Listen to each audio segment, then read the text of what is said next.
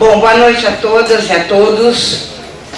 Boa noite a todas e a todos. Boa noite, Bia. Pois, hein? Então, antes da gente dar início a essa atividade, a gente informa que a tropa de choque invadiu hoje à tarde a Unifesp de Guarulhos e deteve em torno de 40 estudantes. Foram levados para a Polícia Federal aqui na Lapa, em São Paulo, e a informação agora é que já tem companheiros de vários partidos de esquerda que lá estão presentes, advogados, e pela informação é que eles seriam ouvidos e posteriormente liberados. De qualquer maneira, é importante a gente fazer mais uma vez a denúncia em relação à violência, a tropa de choque que invade as universidades e que passa por cima da autonomia e independência universitária, num desastre do ponto de vista da organização autônoma e independente dos trabalhadores, estudantes nesse país. Se a gente tiver a informação que a gente teve agora, de que já há advogados lá que serão soltos, mas se a gente tiver mais alguma informação durante o nosso debate, a gente vai estar passando para vocês.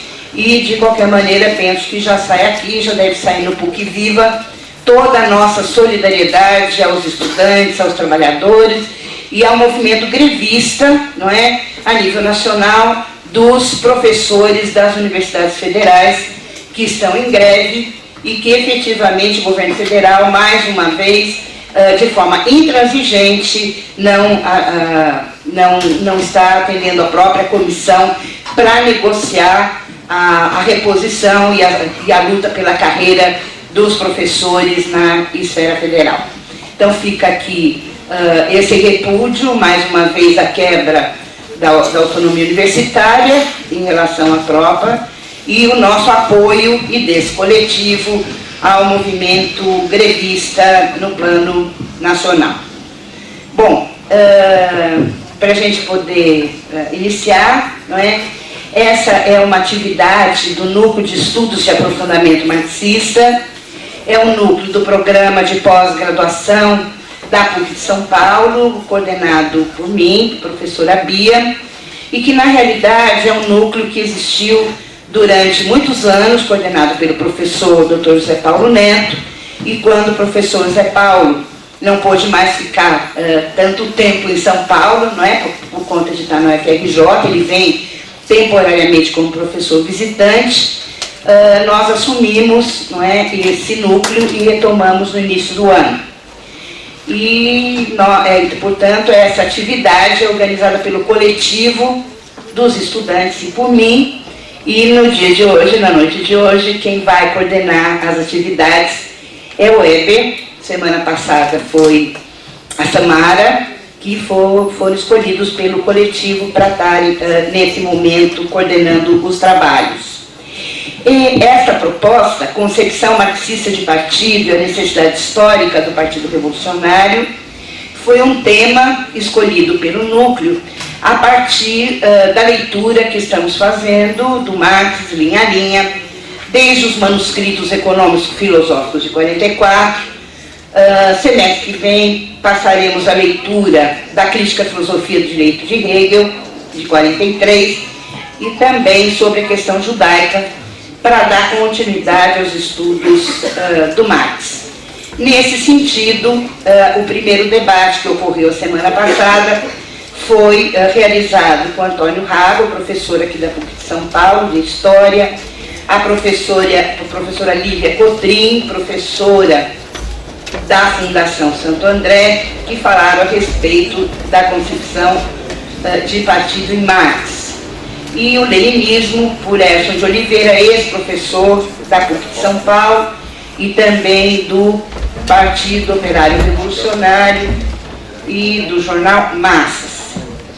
Para o debate do dia de hoje, né, eu vou falar dos três e depois a gente vai passar a palavra para cada um deles.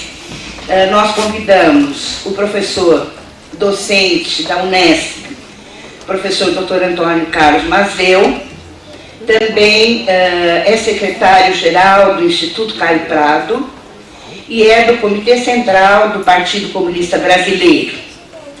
A Simone Ishibashi, que é militante da LERC, Liga Estratégia Revolucionária, Quarta Internacional, diretora da revista Estratégia Internacional, Seção Brasil, e que também vai colaborar conosco na noite de hoje. E o Valério Arcari, que é professor do Instituto Federal de São Paulo, doutor em História pela USP, tem 55 anos, é palmeirense, daí ele foi falando tudo mais. E tem o Mazeu, que é corintiano, e você, Simone, você é de algum time? Olha, minha simpatia majoritária é pelo Corinthians. Pronto, então Simone, corintiana, Mazeu, corintiano, e o Valério, palmeirense. 2 contra 1. Bom, e também é militante do PSTU, né? Então, a ideia, no dia de hoje, sempre tendo como referência a concepção para Marx de partido, como é que vocês três compreendem como é que foi para a trajetória intelectual do Marx a ideia de partido, e certamente no dia de hoje nós temos o tema do Lenin, Trotsky e Rosa. Então, o Mazeu, embora vocês possam estar desenvolvendo a ideia dos três, mas para o Mazeu a gente pediu para ele aprofundar um pouco mais a questão do Lenin, né?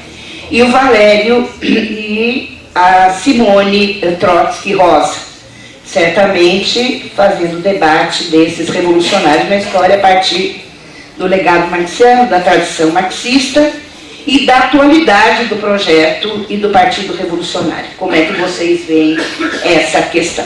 Tá? Então a gente pensou em ter 30 minutos para cada um.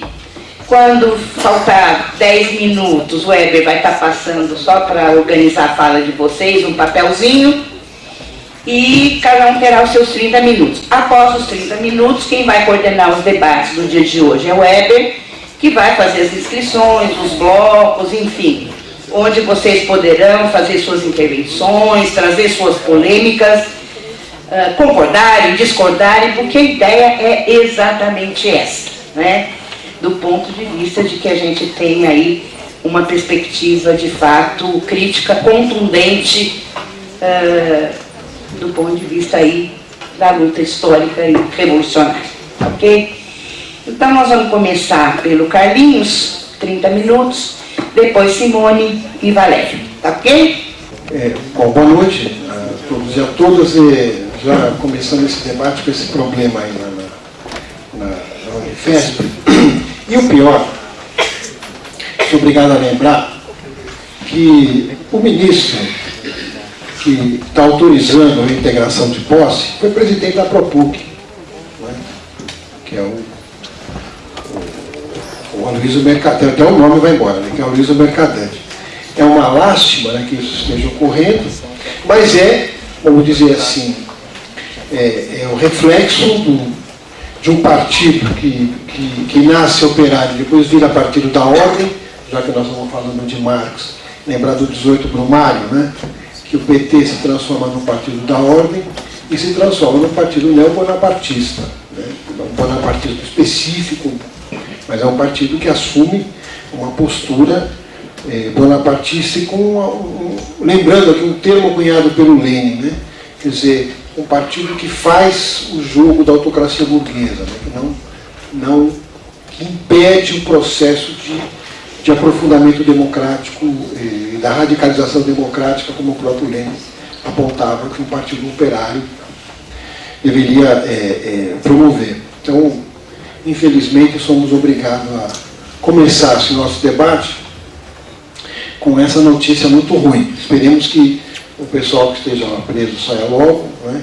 E eu acho que nós temos que fazer um grande movimento de desagravo, importante, de condenação da postura do ministro, porque isso não acontece sem o ministro da ordem, né? A gente sabe disso, que o ministro tem um papel importante. Então, fazer a crítica dura do ministro, né? E do governo Dilma, porque não é o ministro, o governo Dilma, com a sua posição intransigente, né? Com essa postura de criminalizar cada vez mais os movimentos sociais. Não é um fenômeno específico da greve, mas é um fenômeno que vem ocorrendo nas universidades públicas. Para quem não sabe, hoje a USP, o campus do Butantã, está sob comando, a segurança de um coronel da PM, né? Todos os movimentos grevistas das universidades públicas estão sob ameaça de intervenção policial. Então, quer dizer, é um momento muito grave, onde a gente não pode baixar as armas, né? Acho que a movimentação tem que ser muito forte, a resposta do movimento social, do movimento estudantil, do movimento docente, dos movimentos operários, dos trabalhadores, tem que ser duríssima, porque não dá para a gente mais conviver com esse tipo de arbítrio, né, na sociedade brasileira. Feito isso, primeiro eu queria agradecer, no nome da Bia, a Propuc pelo convite. Eu acho que eu tenho participado de todas as atividades que a Propuc tem promovido de debate, eu tenho participado e eu tenho dito que para mim é sempre não só um prazer de rever amigos, como nessa banca aqui, então, com o Valério, Simone, não é? O pessoal, para a gente fazer o debate, mas também pela importância de um sindicato chamar esse tipo de discussão, não é? Chamar esse tipo de debate, no momento onde nós vivemos mesmo uma crise de subjetividade no movimento operário, não só brasileiro, mas no movimento operário internacional. Essa crise de subjetividade, não é, que a gente pode chamar assim, ela também tem a ver com crise das referências das organizações partidárias de esquerda. Não é? Quer dizer, eu diria que esse debate é importante porque a crise que se coloca hoje, no plano nacional e no plano internacional, não é? Ela vai, sem dúvida nenhuma, colocar a questão do partido, da necessidade de organização, da teleologia política e da organização política dos trabalhadores. Óbvio que você tem hoje um debate que refletiu no primeiro debate desse debate que está sendo promovido pela Propuc, na própria concepção de partido. Quer dizer, qual é o partido? É necessário o partido? O partido é um instrumento? Ou os movimentos sociais, a massa, né, espontaneamente vai se organizar para afrontar o capital e para organizar um projeto de sociabilidade diferente do projeto do capitalismo? Quer dizer, são essas as questões, né, que estão colocadas, não aqui nesse debate, mas estão colocadas pela sociedade, pelo capitalismo em crise e pelo movimento social e operário dos trabalhadores. Me coube falar do leninismo. Obviamente, em meia hora, falar do leninismo é impossível. Os próprios intelectuais que examinaram o leninismo, e foram muitos, e alguns muito importantes, eu diria, alguns decisivamente estudando o Lenin, não é? E o leninismo, e as consequências dessa questão, diziam que qualquer estudo sobre o Lenin requer grossos volumes e compêndios, dada não só a importância que o Lenin tem no século XX na organização de um projeto revolucionário, mas fundamentalmente também pela produção teórico-política do Lenin, porque exatamente essa é a característica do Lenin como revolucionário. Ele não é um revolucionário empirista, não é um revolucionário teoricista, mas é um revolucionário que combina as duas coisas. É isso que o faz diferenciado, é isso que o faz ser a grande liderança, a grande referência. Me parece que até os dias de hoje, pelo menos uma parte do movimento social, do movimento socialista e comunista, não é, no que se refere à proposta de organização. O debate do leninismo, no entanto, é um debate muito complexo. Eu não vou poder fazer aqui porque seria só isso que eu ia falar em 30 minutos. Mas até brinquei aqui com o Valério, não vai ficar com urticária, mas eu trouxe um livro onde o Stalin tem uma citação, e é a partir dela que eu quero começar essa discussão, dizendo o seguinte, é uma citação clássica do Stalin, né? Onde ele diz o seguinte: o leninismo é o marxismo da época do imperialismo. Ele abre esse famoso livro dele, que é a História do Leninismo, dizendo exatamente isso, que o leninismo é o marxismo da época do imperialismo. Nós podemos dizer que é e não é. Não é? Podemos até dizer o seguinte: isso que o Stalin fala era que todo mundo falava, mas não é nenhuma inovação né, neste livro grosso, enorme, onde ele vai tratar de algumas questões, onde ele diz que está tratando do leninismo. Na verdade, o Lenin só pode existir, e ele aparece exatamente como uma liderança, e não só ele, eu quero começar dizendo isso. Várias lideranças vão se construindo exatamente no campo da construção do movimento operário, mas também do afrontamento a uma nova questão que aparece nos finais do século XIX e no início do século XX, que é o imperialismo, né? Onde vários revolucionários irão tratar essa questão. O Lukács sempre dizia que no confronto com Rosa, com Wilferding, não é? O Lenin tinha menos densidade na construção da teoria do imperialismo. No entanto, ele tinha mais eficácia, não só na tradução do imperialismo, como na ação política sobre o imperialismo. Então ele vai dizer, o que diferencia o Lenin, por exemplo, da Rosa, a Rosa dedica um enorme trabalho sobre a questão do imperialismo. O Wilferding escreve um trabalho monstruoso, chamado O Capital Financeiro, não é? Então, quer dizer, por que o Lenin, que não escreve um compêndio tão grande, e escreve aquele pequeno trabalho dele, Imperialismo, Etapa Superior do Capitalismo, dá uma resposta mais eficaz? Porque não só ele responde no plano teórico, ele consegue fazer uma síntese, porque obviamente que o Lenin leu a Rosa, o Lenin leu o Wilferding, o Lenin fez o debate com o austro-marxismo. Diga-se de passagem, o Lenin olhava muito os austro-marxistas. Para quem não sabe, Wilferding,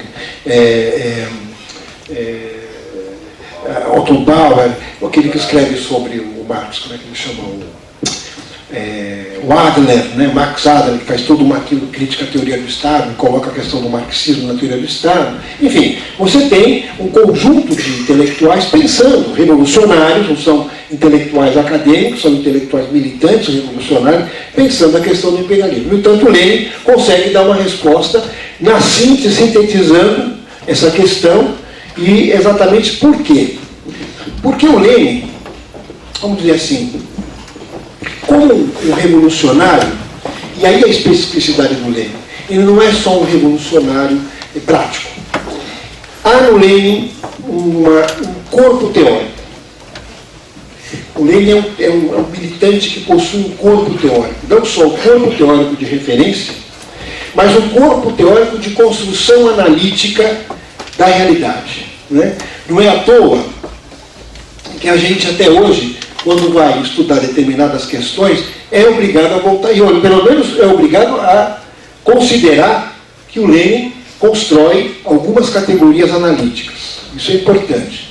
Não só no plano da ação organizativa, mas constrói categorias analíticas no plano da compreensão de realidades concretas. Essa é uma preocupação obsessiva do Lenin. Eu diria que essa preocupação obsessiva do Lenin se traduzia numa frase que ele gostava de dizer, né? Dar respostas concretas para a situação concreta. E o concreto que o Lenin está dizendo é o concreto marxiano, concreto enquanto síntese de múltiplas determinações, né? A unidade da diversidade das contradições que se estruturam na sociedade capitalista. Isso era tão verdade que o Lenin preso, né? Ele foi preso, uma das vezes que ele foi preso, jovem, ele pede para a irmã dele mandar uma série de materiais para ele escrever sobre a Rússia, porque enquanto ele está preso, ele está pensando na Rússia. E ele escreve um monumental trabalho. Né? Qual é o monumental trabalho? E por que eu estou dizendo sobre esse trabalho? Eu poderia falar sobre outros, mas eu quero falar sobre esse agora. Ele escreve o desenvolvimento do capitalismo na Rússia, com toda a preocupação, não só de analisar, não é? Primeiro, uma realidade onde você tinha onde o novo era subordinado ao velho. O que era o velho? O feudalismo, relações feudais eram muito presentes naquela Rússia, em finais do século XIX, início do século XX, não é? Onde o Lenin começa a mostrar como se estão dissolvendo as relações feudais aqui na Rússia e quais são as implicações dessa dissolução. E mais, qual é a especificidade do desenvolvimento do capitalismo na formação social russa. Então ele vai lá e não vai estudar só a Rússia. Vai fazer um estudo comparativo, vai estudar os Estados Unidos, vai estudar o processo do desenvolvimento da Revolução Burguesa, chamada Revolução Clássica, ou seja, na Inglaterra, na França, vai estudar os Estados Unidos, e vai estudar a Alemanha, e vai estudar a Rússia. E esta análise do Lenin abre uma linha no pensamento econômico e histórico do capitalismo, que nenhum economista sério, ou historiador sério, ou cientista político sério, seja lá o diabo que for, pode ignorar exatamente estas conceituações dos processos de desenvolvimento do capitalismo, que ele vai chamar de objetivação do capitalismo. No caso da Inglaterra, a Revolução Gloriosa de 1648, no caso da França, da Revolução Francesa, ele vai chamar esses dois processos de Revolução Clássica, a famosa Revolução Burguesa Clássica. Vai olhar os Estados Unidos e vai dizer, olha, nos Estados Unidos você tem uma revolução que começa com base rural, mas também tem um núcleo industrial. Eu vou chamar isso, é uma revolução que é democrática, mas ela é anticolonial e se desenvolve como uma revolução burguesa que acaba ganhando dimensões de revolução clássica, no entanto, democrática e anticolonial. Vou chamar isso de caminho americano. Na Alemanha, o capitalismo se desenvolve através de uma acumulação de capital pelo campo, com uma burguesia que vai se transformando de senhores feudais em burguesia. Eu vou chamar esse caminho de prussiano até chegar na Rússia. Quer dizer, o que significou isso? Primeiro significa que o Lenin, como vai dizer o Lukács também, ao fazer esse caminho, esse é um dos caminhos que ele vai fazer, que ele vai percorrer no plano da sua ação revolucionária, vai ser a tradução da última tese de Feuerbach, de Marx contra Feuerbach. Ele não é mais um filósofo que interpreta, ele é um filósofo que interpreta e que muda. O Lukács vai dizer, ele vai ser o grande personagem, no sentido do Plekhanov, né, que encarna o processo histórico e consegue ser a expressão de um momento histórico.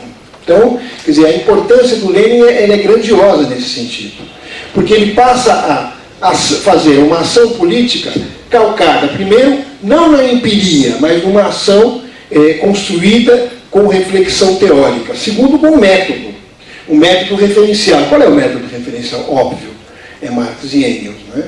Mas não é só Marx, Engels e o movimento operário no seu conjunto, inclusive o débil movimento operário russo faz parte das suas composições intelectuais e analíticas, né? É nesse sentido que se pergunta o seguinte: é possível dizer, aqui nosso início de conversa, é possível dizer que o leninismo é atual, ainda hoje?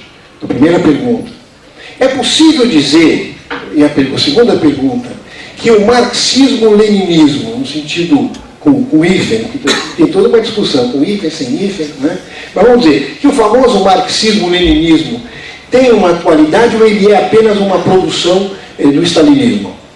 Não é? São duas questões. Eu acho, primeiro, a gente pode começar fazendo a seguinte reflexão.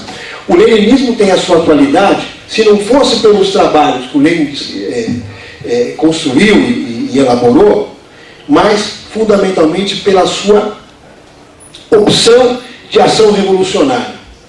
Respostas concretas para situações concretas.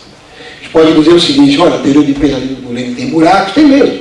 Até porque ele viveu naquele momento onde ele via a ponta do iceberg do imperialismo. Mas o núcleo da sua teoria do imperialismo está aí. Não dá para você dizer que você não aproveita nada da teoria do imperialismo do Lenin ainda hoje. Você aproveita. Ela é incompleta, porque ela é um primeiro tateio, né, das dimensões que o imperialismo chegou. E ele tinha razão, é a última etapa do capitalismo. Ainda que não fosse aquele momento onde ele tinha uma convicção que aquele momento seria a última etapa do capitalismo, pelo menos quando ele escreve o imperialismo, não é?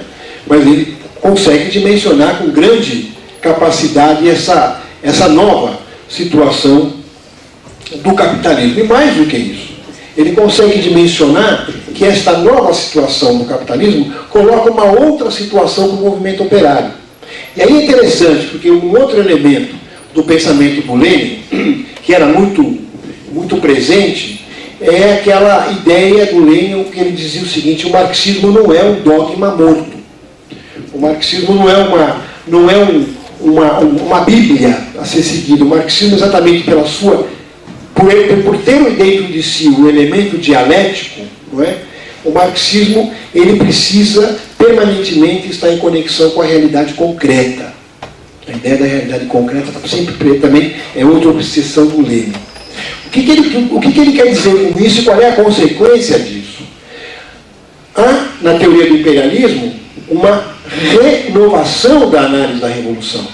Para o Marx e para o Engels, né, que viviam, principalmente mais o Marx, que apesar de perceber que haviam tendências de concentração, de monopolização do capitalismo liberal, Marx vivia o capitalismo concorrencial.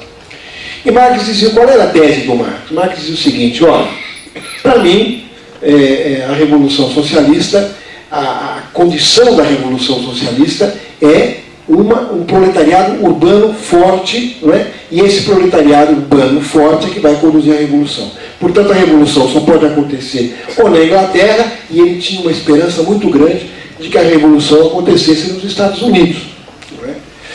Quando o Lenin rediscute essa questão do novo momento do capitalismo, ele falou o seguinte: agora, com o imperialismo, abrem-se as possibilidades de que a revolução ecloda não só nos países desenvolvidos, mas em países também com baixo desenvolvimento de força produtiva capitalista. Porque o imperialismo se encarregou de globalizar o capitalismo, vamos usar o termo de hoje, né? De transformar o capitalismo onde, em qualquer lugar do planeta, os núcleos proletários poderão realizar a revolução socialista. Então, de certa maneira, não é, o Lenin coloca uma novidade no pensamento do Marx. Não é? Inimaginável, nas concepções stalinistas, de aceitar que havia no Lenin uma nova colocação, não é, em relação à teoria do Marx, que não era para o Lenin nada de camisa de força, mas muito pelo contrário. Não é? Era uma nova situação concreta que precisava de uma resposta concreta e que o marxismo tinha todos os instrumentais para fazer exatamente esta resposta concreta para a situação concreta. Ora, isso define, portanto, o corpo teórico do Lenin, não é? Com um fundamento no marxismo, não é? Onde se permeiam, se materializam, vamos assim dizer, as concepções revolucionárias que não são meramente empiricistas. Esse é um ponto. Ora, no plano teórico, ainda falando um pouco do plano teórico, depois eu vou ver se dá tempo. Quanto tempo eu já falei, hein? Pô, mas eu estou só no, como diria o Lukács, estou só no prolegômeno do prolegômeno, pô. No plano teórico, essa obsessão de responder à ação política, de instrumentar o movimento operário politicamente, teoricamente, vai estar presente também ao longo da tradição do Lenin. Quando a gente pega os famosos cadernos filosóficos, aliás, acabou de sair uma edição da UFRJ com uma parte dos cadernos do Lenin dedicada ao Hegel, uma leitura do Lenin e do Hegel. Vale a pena, está em uma tradução boa, organizada pelo Carlos Nelson e pelo Zé Paulo, uma tradução muito boa. Está custando barato, então vale a pena ver, porque exatamente ali a gente começa a ver a dimensão da preocupação do Lenin de compreender, no plano teórico-filosófico, a ação política. Isso que é o grande lance, eu diria, que é a grande inovação, não é, revolucionária que o Lenin coloca. Por isso não é incorreto dizer que o leninismo é o marxismo do período do imperialismo, mas também é incorreto se a gente absolutizar isso. Mas, na verdade, o leninismo é, vamos dizer assim, uma corrente onde se conecta de maneira rigorosa a ação teórica com a ação prática. Isso é uma novidade do movimento operário que vai nascer no século XX com Lenin. Nos cadernos filosóficos há uma discussão dele, ele vai ler as anotações dele do Lenin, do Hegel, perdão, vai ler Aristóteles, vai ler Kant e vai ler os textos do Marx. Depois eu quero voltar a essa questão. Junto com isso, ele está muito preocupado não só com a organização do movimento, mas com a luta teórica, que é um problema permanente na luta do movimento operário. Não é? A luta teórica que o Lenin travava Não era só com os teóricos do movimento operário, mas eram com os teóricos que influenciavam o movimento operário. Eu diria que o movimento operário de hoje, o movimento dos trabalhadores, os movimentos sociais, tangenciam essa questão. Tenho só 10 minutos, vida picada. Tangenciam essa questão, porque deixa, lá estou brincando, deixa de travar a luta ideológica, a luta teórica, que é fundamental. Não é à toa que ele vai, em 1909, ele vai fazer uma série de reflexões. Vai escrever um brutal de um livro chamado Materialismo e Empiriocriticismo, que se não responde todas as questões do positivismo, do empirismo, abre um debate profundo com 3 intelectuais que influenciavam o movimento operário, Marx, Avenalus e Cerezelli. Quer dizer, e é uma preocupação fundamental no sentido de dizer, esta é a Weltanschauung, a cosmologia do pensamento burguês. Este é o instrumental que o pensamento burguês usa para compreender o mundo, e esse instrumental nós temos que combater. Este livro do Lenin é um livro pesadíssimo, é um porre, diria, entre nós, que ninguém nos ouça, mas tem que ser lido, é importante, porque ele vai dar um pontapé inicial. Nesse livro, por exemplo, Lenin vai desenvolver a teoria do reflexo, que mais tarde o Lukács vai retomar na sua monumental estética, né? Então é importante, veja o Lenin, que não era um acadêmico, não era um professor universitário, mas era um cara muito preocupado em dar respostas teóricas para municiar o movimento operário para essas questões. Ora, isso se refletia também no plano organizacional. O Lenin é rigoroso no plano do seu projeto, da construção do projeto político. E eu vou encerrar falando sobre isso. Por que o Lenin era rigoroso? Primeiro ele dizia o seguinte: quais são as lições que o movimento operário nos deu? Quais são as lições de Marx e Engels na crítica do movimento operário no seu momento de maior dimensão no século XIX, que é a Comuna de Paris? Me desculpem, não há na crítica de Marx e de Engels nenhuma concessão à desorganização e ao espontaneísmo do movimento operário. Nenhuma concessão, nem de Marx nem de Engels. Tanto na Guerra Civil, em França, do Marx, como nos textos do Engels sobre a violência, que está lá no Anti-Düring, não é? É muito clara a crítica. O que é que faltou para o proletariado na França? Coragem? Não. Combatividade? Não. O que é que faltou? Organização e programa político. Isso está presente não só nas críticas da Comuna de Paris, como no último Marx, da crítica do programa de Gotha. Lenin, com a preocupação de compreender, e veja, compreender e fazer todo um percurso de catar, porque como o Marx e o Engels nunca fizeram um texto específico sobre a questão do Estado e sobre a questão do partido, a não ser textos pontuais, mas nunca tiveram obras completas sobre isso, Lenin vai fazendo o seu trabalho de rastreamento teórico, de levantamento teórico, sobre as construções mínimas que Marx e Engels fazem sobre essa questão. E vai mostrar o seguinte: a crítica central é, primeiro, a falta de organização. Segundo, a falta de um programa político revolucionário. Terceiro, a falta do proletariado se organizar como classe dominante. Isso está muito claro, tanto para o Marx como o Engels. E mais, o Marx vai mais avante, a falta de se construir uma ditadura democrática do proletariado. Isso é o Marx falando na crítica do programa de Gotha. Não é? Ora, então, quer dizer, as construções do Lenin, primeiro, na carta ao camarada, que é um camarada imaginário, Smirnov, não é? Que a gente, para nós, não é imaginário o Smirnov, mas para ele era na época, né? Até porque não tinha vodka, que nós vamos tomar depois do debate, não é? Mas, na verdade, claro, pô, você debate sem cerveja fica picado. O camarada Smirnov, esse debate com o camarada Smirnov, que é um camarada imaginário, é um debate onde ele vai lançar os princípios organizativos, que vai desenvolver depois no que fazer. E 1905, o ano da Revolução, na Rússia, a primeira Revolução na Rússia, 1905, ele vai escrever algumas obras centrais. Um passo à frente, as duas táticas da social-democracia, e vai fazer, o que ele vai fazer? O Lenin, respostas concretas para a situação concreta, volta para as experiências históricas do movimento operário. Mergulha de cabeça na experiência da Comuna. E ao mergulhar de cabeça na experiência da Comuna, e vai mostrar o seguinte: olha, os comunados maravilhosos têm que ser eternamente homenageados, a glória eterna comuna, que o Lenin dizia. No entanto, qual é a crítica mais contundente que nós vamos fazer? Já fizeram Marx e Engels, a questão organizacional. E como é que você organiza o movimento? Porque aí ele vai se afrontar com duas questões. Meu tempo acabou. 5 minutos. 5 minutos. Eu estou pulando aqui, mas eu... Como eu vou responder essas questões da organização do movimento? Não basta eu organizar os trabalhadores em cima das necessidades espontâneas e imediatas dos trabalhadores. Porque, como ele já tinha feito toda uma discussão sobre a questão da consciência, ele foi ler o Aristóteles, foi ler o Rei, foi à toa. Porque ele queria também entender como se constitui a consciência do movimento. Consciência não era mágica. A consciência não paira, mas também a consciência não vem espontaneamente do movimento, ainda que no movimento espontâneo o trabalhador sabe, porque ele sente, é sensorial, que ele está ferrado, que ele vive mal, que ele ganha mal, que o filho dele morre na porta do hospital, que ele mora num casebre miserável, que a vida dele é uma desgraça, e que ele é um explorado, isso ele sabe. Mas ele não sabe aquilo que ele pode fazer.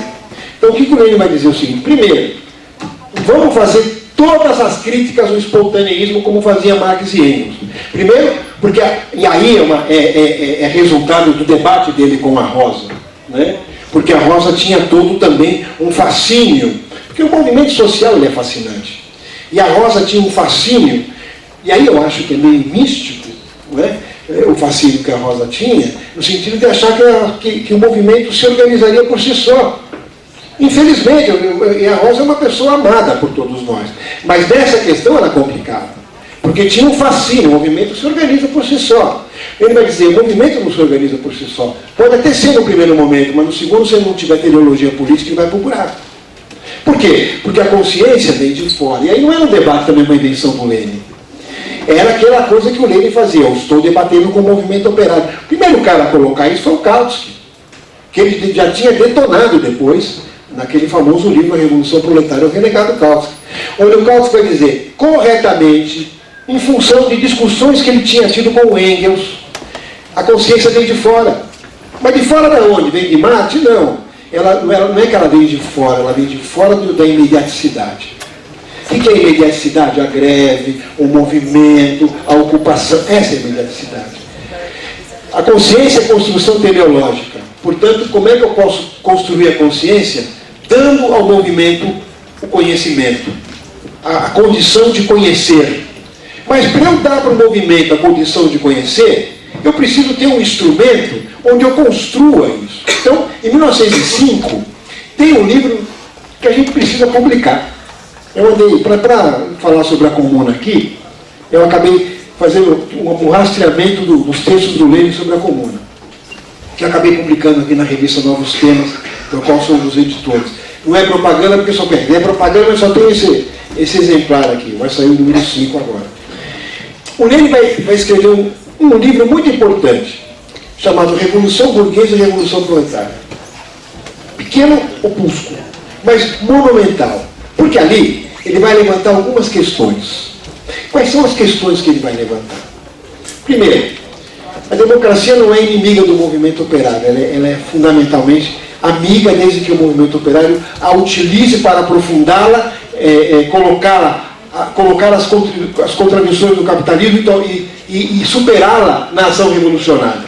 E levá-la a limites onde a burguesia jamais levou e criar uma outra condição de sociabilidade que não é mais democracia, mas é uma sociedade de iguais, uma sociedade comunista.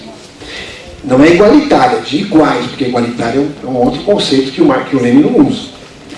Segunda coisa, qual é o instrumento para fazer isso? É o partido. Mas que partido? Esses que estão aí, não, é um partido de novo tipo. Qual a função do partido? Quer dizer, aí você sabe mais do que eu, partido como intelectual coletivo, que cria o intelectual orgânico, transforma o militante de operário da fábrica, intelectual orgânico da sua parte. Mas não é essa a questão.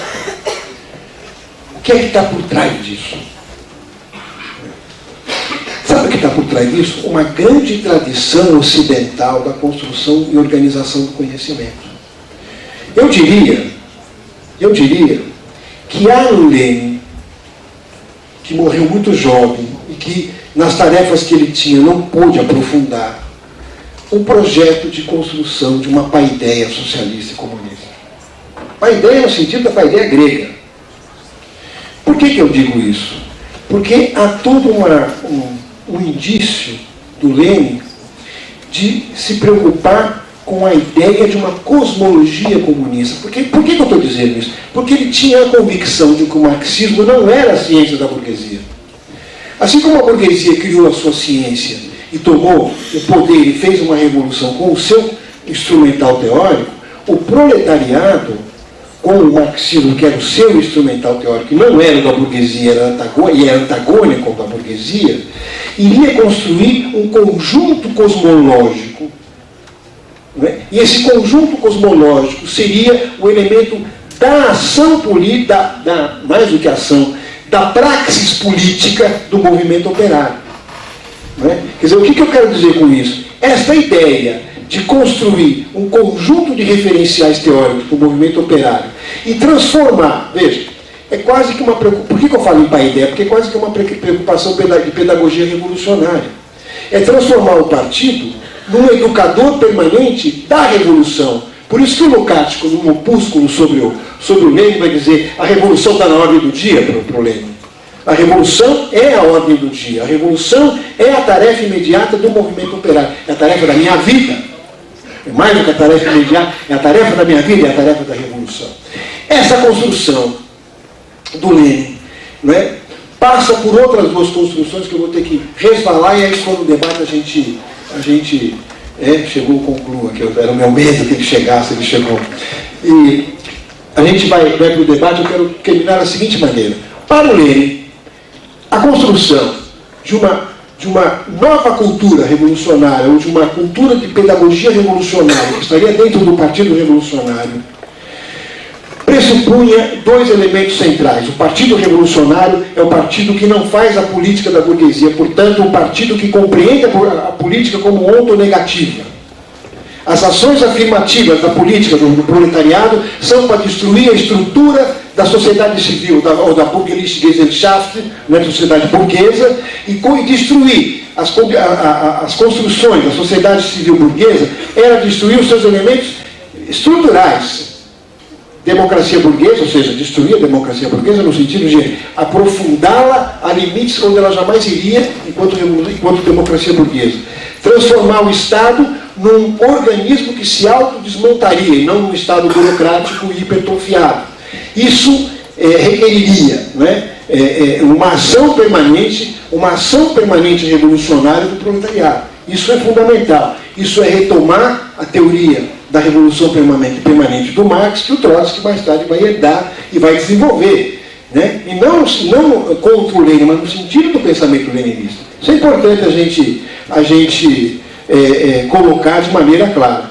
E, finalmente, quer dizer, a ideia de que, uma vez feita a revolução, um Estado que se autodesmontaria, seria um elemento fundamental para a construção, porque o socialismo para o Lenin era a primeira etapa do comunismo, não era algo separado, mas já era a construção do comunismo. Né?